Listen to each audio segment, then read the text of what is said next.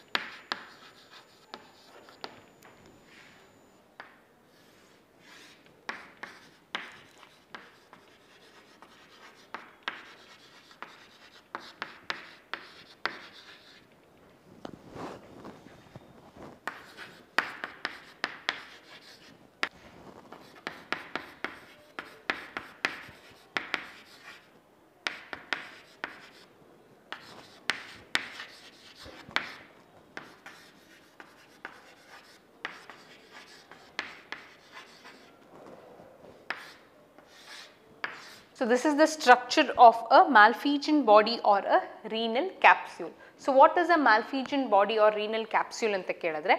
It includes the glomerulus as well as the Bowman's capsule. So glomerulus and Bowman's capsule are collectively called malphizian body or renal capsule. Now let us consider how does the filtration takes place in the glomerulus. So this is the blood vessel which carries the blood into the glomerulus.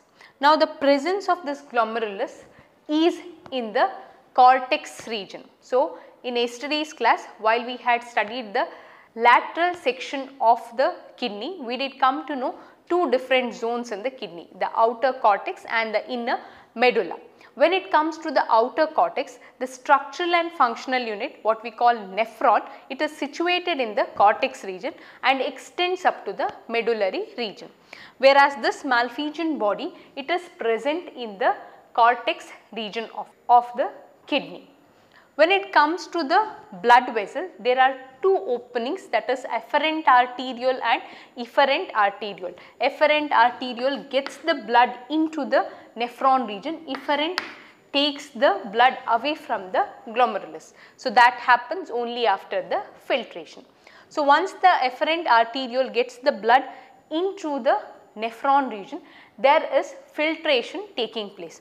That is, blood contains now some of the urea, some of the ions, some of the water molecules, all these get filtrated in the glomerulus.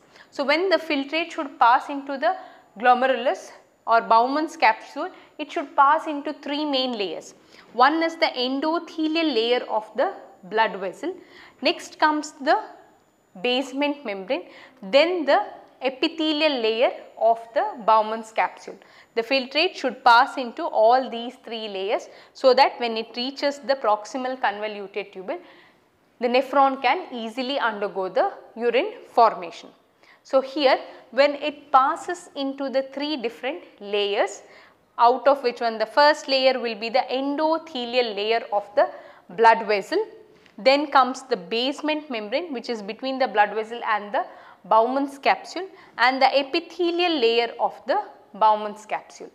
This epithelial layer of the Bowman's capsule contains special cells called podocytes, which are nothing but pores or hole like structures which help in filtrating the blood.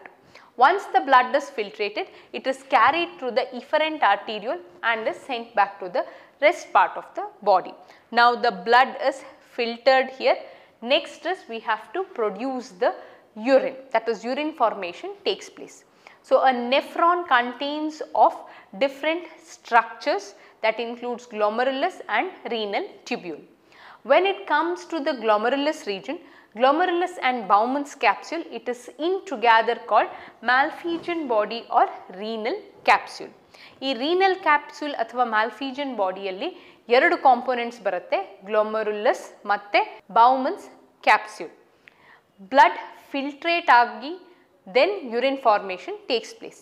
ಈ blood ನೆಫ್ರಾನ್ಗೆ ಬರುವಂಥದ್ದು ಅಥವಾ malphizian ಬಾಡಿಗೆ ಬರುವಂಥದ್ದು through arterioles, that is efferent arteriole gets the blood into the structural and functional unit of kidney called nephron. Once the blood is filtrated, it should pass through three main layers. First layer will be the endothelial layer of the blood vessel. This endothelial layer of the blood vessel is present in the glomerulus region or the arterial region. Then comes the middle layer which is present between the glomerulus as well as the Bowman's capsule, what we call basement membrane. Then comes the inner layer, that is Bowman's capsule, that is epithelial layer of Bowman's capsule, which contains special cells called podocytes. ಈ ಮೂರು layer ಅನ್ನು ದಾಟಿ the filtrated blood enters into the next layer, ಅದನ್ನು proximal convoluted tubule ಅಂತ ಕರಿತೀವಿ. ಈ proximal convoluted tubule then moves into a bend, hairpin bend curve like structure which is called Henle's loop. Then the filtrate gets collected in the distal convoluted tubule and then finally in the collecting duct before it is released into the renal pelvis through medullary pyramids and calyces. So, a nephron, it includes different structures that will include the first part what we call Malpighian body, including two components, glomerulus and Bowman's capsule. Then comes the renal tubule, which contains of proximal convoluted tubule, a hairpin shaped Henle's loop, then the distal convoluted tubule, and finally the collecting duct. So, there are millions of nephrons present in one kidney. Once the filtrate is produced, it is passed on into the proximal convoluted tubule. Next, we will study about the structure of the nephron so that we can detailedly explain about the urine formation in the nephron.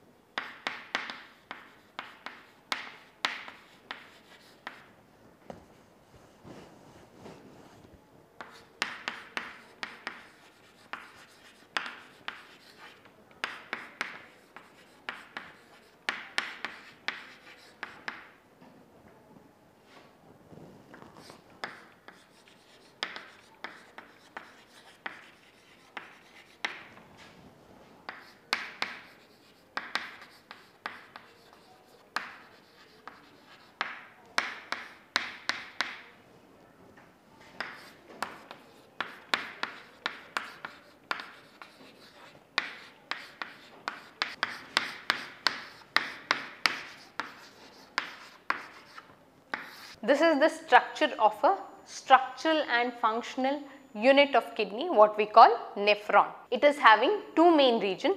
One is the glomerulus, rest is the renal tubules. So when it comes to glomerulus, it includes the arterioles as well as the Bowman's capsule, or you can say glomerulus as well as the Bowman's capsule, which we together call Malpighian body or renal corpuscle. Next, when it comes to renal tubules, it includes the proximal convoluted tubule, the Henle's loop, the distal convoluted tubule as well as the collecting duct. So from here, the urine, what is formed in the collecting duct, which passes on into the calyces and reaches the renal pelvis. Once the renal pelvis is filled with enough amount of urine, it transfers it into the ureter, and in the urinary bladder it gets stored and will be removed through the urethra. Now coming to the detailed explanation of this nephron as well as urine formation. When it comes to the urine formation normally takes place in three different stages. Those three different stages will be glomerular filtration,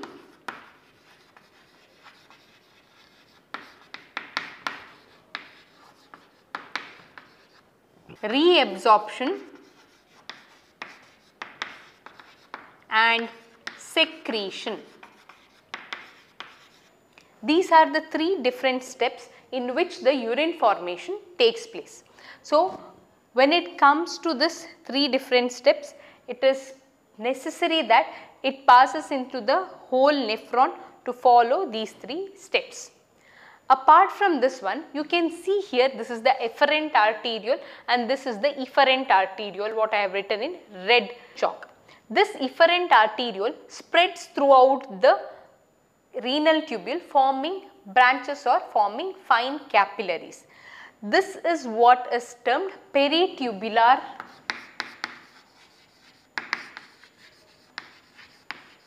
capillaries. What is a peritubular capillary? A peritubular capillary is the extension of efferent arteriole which surrounds the renal tubules of the nephron, which is termed peritubular capillaries. When these capillaries are surrounding the Henle's loop, they are said to be vasa recta.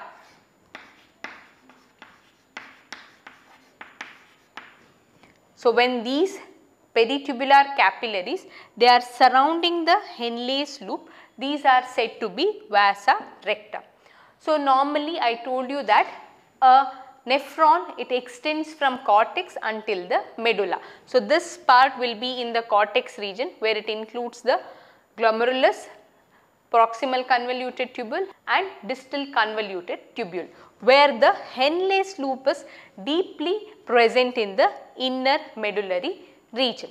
So for this purpose, based on the penetration of the Henle's loop or based on the length of the Henle's loop, they can be classified into, in the sense nephron can be classified into two different types. They will be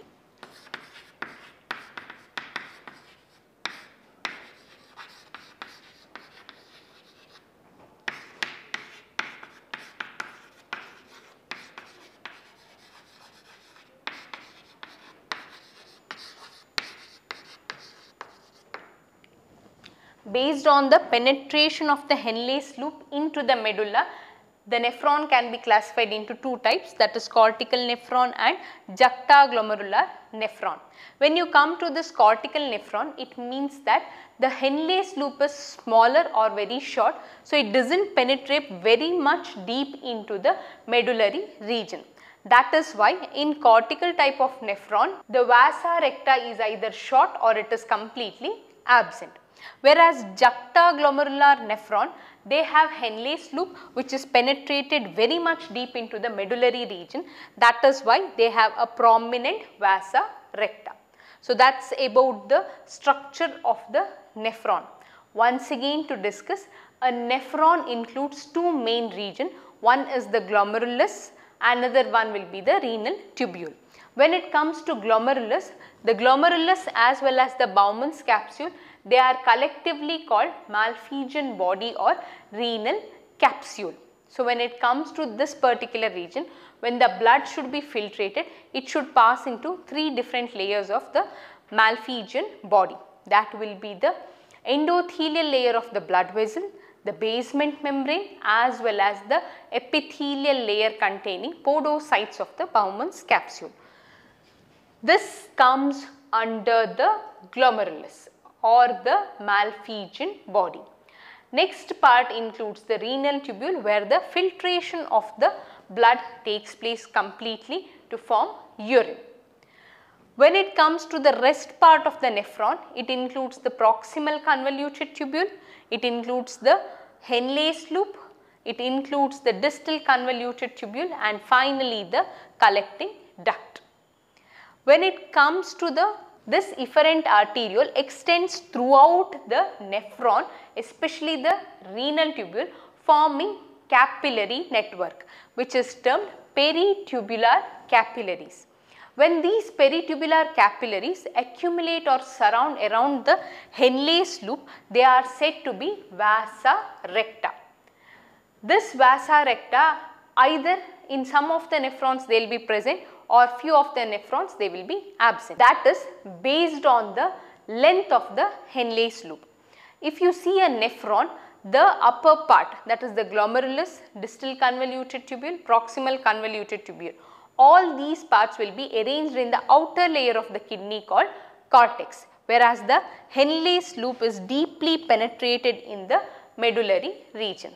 Few of the nephrons have a short Henle's loop which do not go deeper into the medullary region. Those are called cortical nephrons, and those which have Henle's loop which are deeply penetrating into the medullary region are termed juxtaglomerular nephron.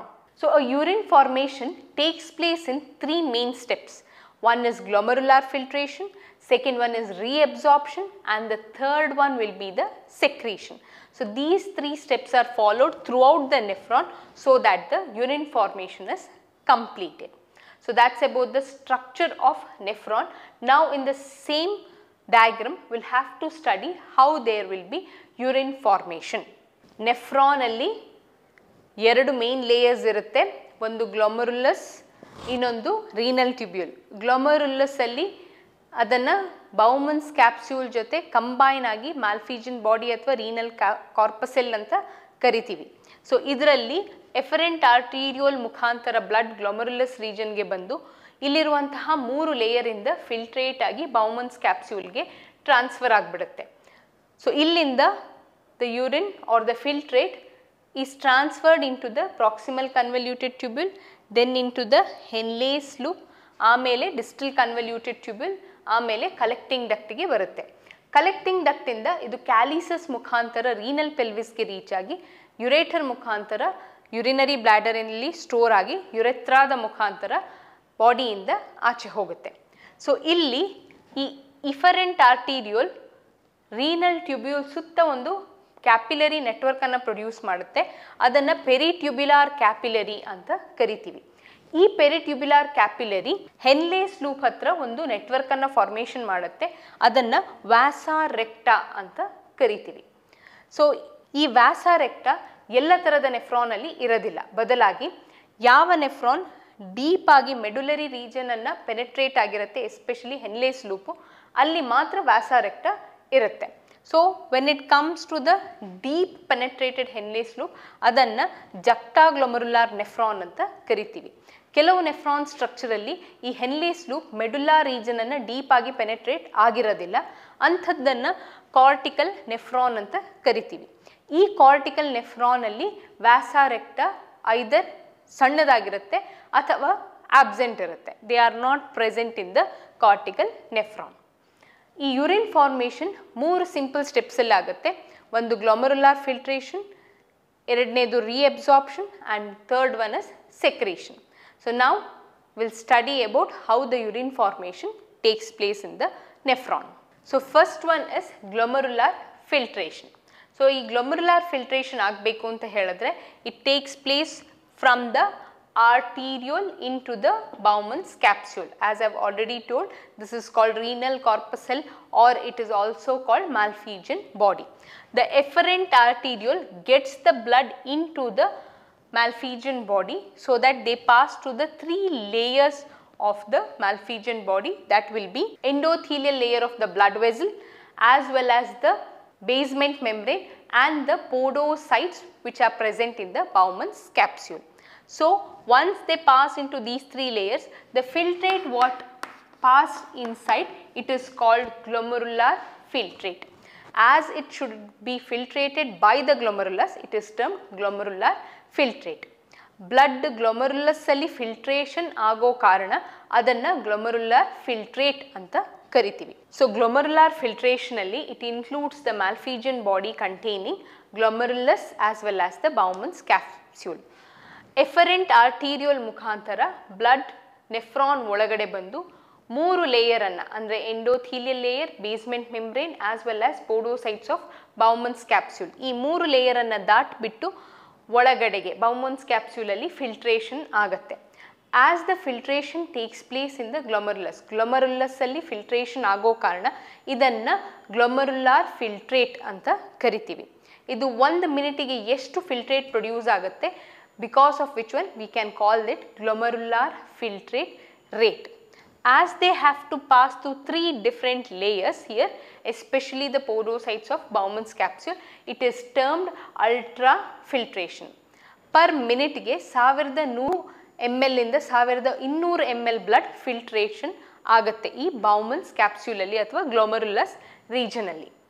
Per minute ge 125 ml of glomerular filtrate is produced, and per day 180 liters of glomerular filtrate is produced in this glomerulus or in the Malpighian body or the renal tubule. Once the filtrate is collected in this particular region, that is the Bowman's capsule, it passes the filtrate into the proximal convoluted tubule.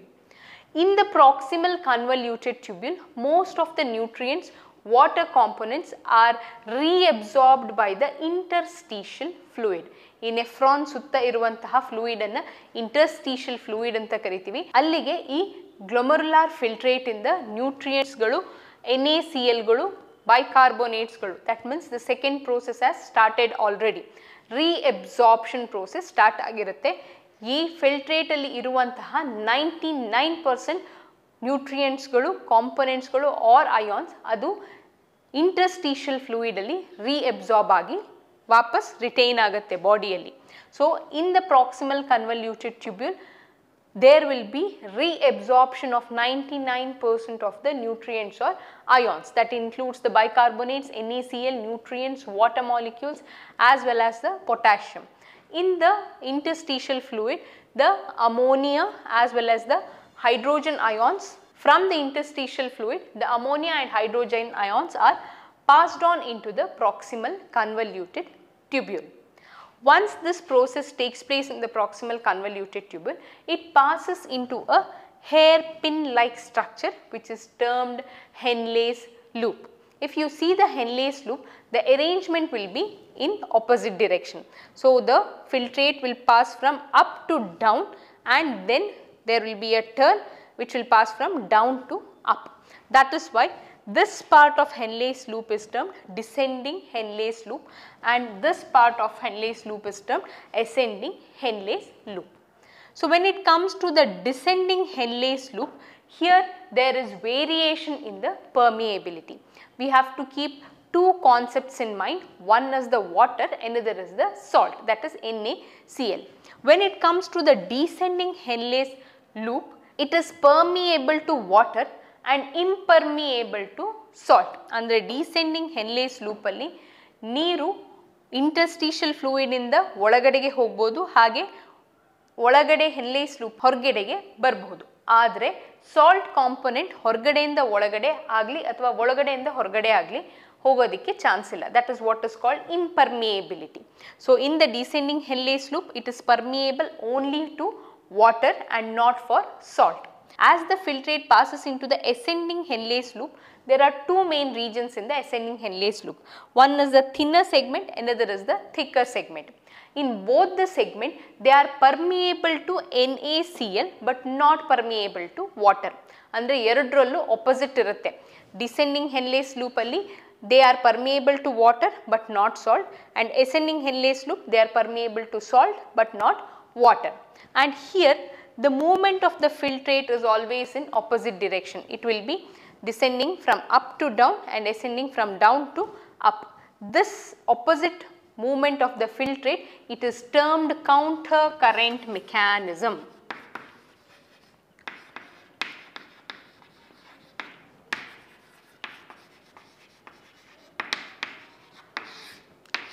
This counter current mechanism is not only restricted to Henle's loop, you can also find this in vasa recta, where the blood flow in the vasa recta will also be in the opposite directions.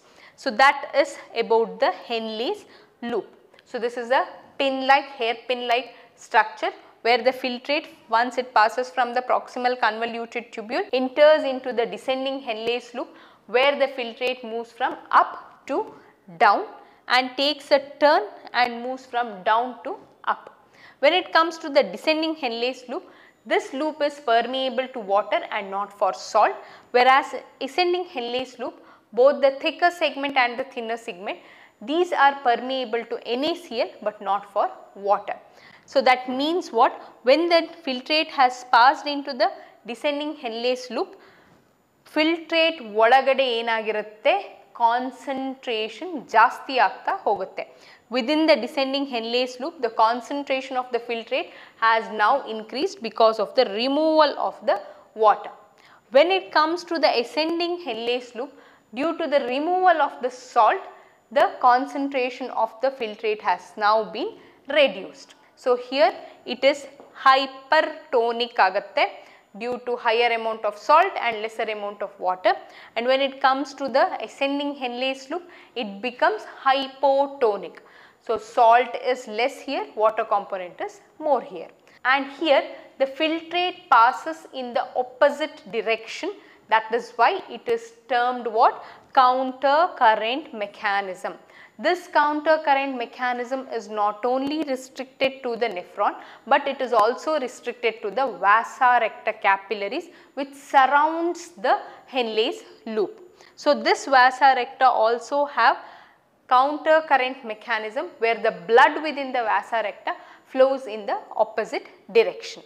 So once the urine is in the ascending, that is the thick segment of the ascending Henle's loop, it has become now hypotonic with large amount of water and lesser amount of salt. Next, from here the filtrate passes into the distal convoluted tubule. Again in the distal convoluted tubule, there will be reabsorption of bicarbonates, NaCl as well as water, and addition of potassium and hydrogen ions into the distal convoluted tubule. Now the filtrate gets transferred into the collecting duct. In the collecting duct, our main concentration is to increase the concentration of the urine by removing the water. So there will be reabsorption of water by the collecting duct and it transfers it into the interstitial fluid. The water is reabsorbed into the interstitial fluid by the collecting duct. ಆದರೆ ಇಲ್ಲಿ some amount of urea, you can see that some amount of urea from the collecting duct is transferred back into the interstitial fluid. ಯಾಕೆ ಅಂತ ಹೇಳಿದ್ರೆ collecting duct ಅಲ್ಲಿ urea ಜಾಸ್ತಿ ಇದ್ದು interstitial fluid ಅಲ್ಲಿ urea ಕಮ್ಮಿ ಇತ್ತು ಅಂತ ಹೇಳಿದ್ರೆ there will be normal diffusion process taking place. So from the collecting duct, urea will be coming back here. So that is why to maintain this gradient, we have to have slightly high concentration of urea in the interstitial fluid so that it is not transferred back into the, so that from the collecting duct the urea is not transferred back into the interstitial fluid. The concentration of urea in the interstitial fluid high irlebeku, illa anta helidre urea opposite direction alli andre collecting duct inda interstitial fluid ge baradike start agutte. our main concentration here is to remove urea from the body.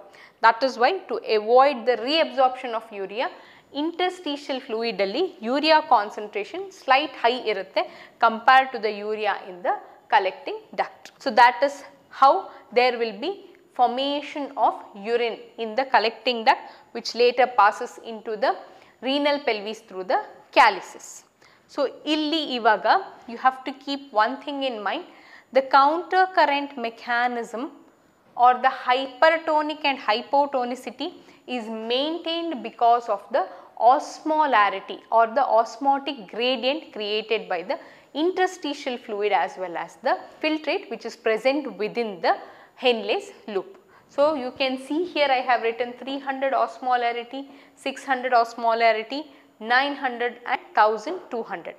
Anta heladre filtrate from the proximal convoluted tubule descending Henle's loop ke barta idda hage osmolarity ಏನಾಗುತ್ತೆ ಜಾಸ್ತಿ ಆಗ್ತಾ ಹೋಗುತ್ತೆ, ಅಂದರೆ urine concentration ಜಾಸ್ತಿ ಆಗುತ್ತಾ ಹೋಗುತ್ತೆ.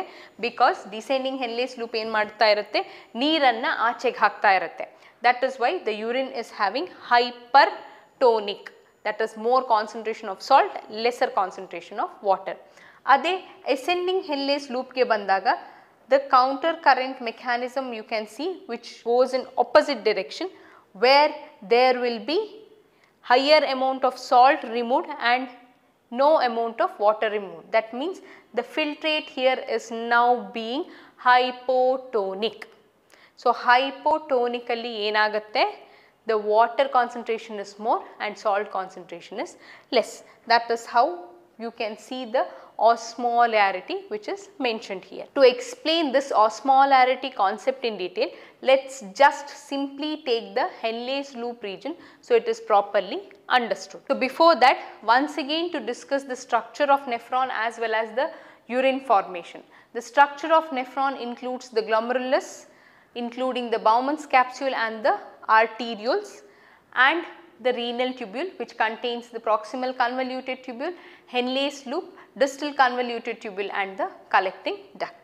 When the urine is filtrated by the efferent arteriole, it passes into the three different layers, that is the endothelial layer, basement membrane and the podocytes of Bowman's capsule. That is what we term glomerular filtrate, or the process is ultrafiltration. So it is almost about 1100 ml of blood to 1200 ml of blood per minute will be filtrated, and that filtrate rate is called glomerular filtrate rate, which will be 125 ml per minute and 180 liters per day. So once the filtrate is collected here, it passes on into the proximal convoluted tubule, where the reabsorption of different salts and nutrients as well as water takes place into the interstitial fluid. Then the filtrate passes into the descending Henle's loop, where it is permeable to water and not to salt.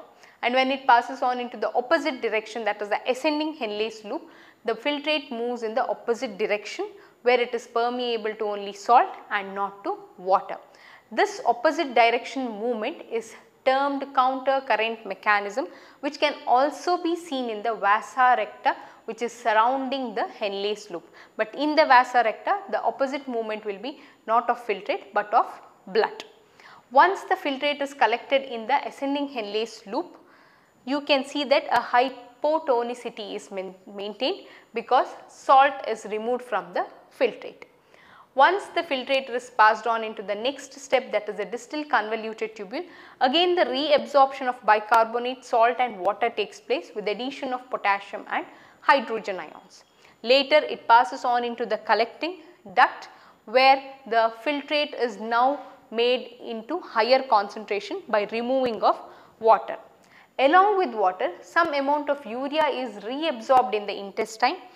So a gradient is maintained and the urea in the interstitial fluid will be slightly high compared to the collecting duct, so that there is no reverse reabsorption of the urea into the interstitial fluid. Once the urine is collected in the collecting duct, it passes on into the renal pelvis through the calyces and is removed through the ureter, reaching the urinary bladder and through the urethra. Now when it comes to the osmolarity, let me just concentrate only on the Henle's loop so that I can explain the osmolarity very clearly.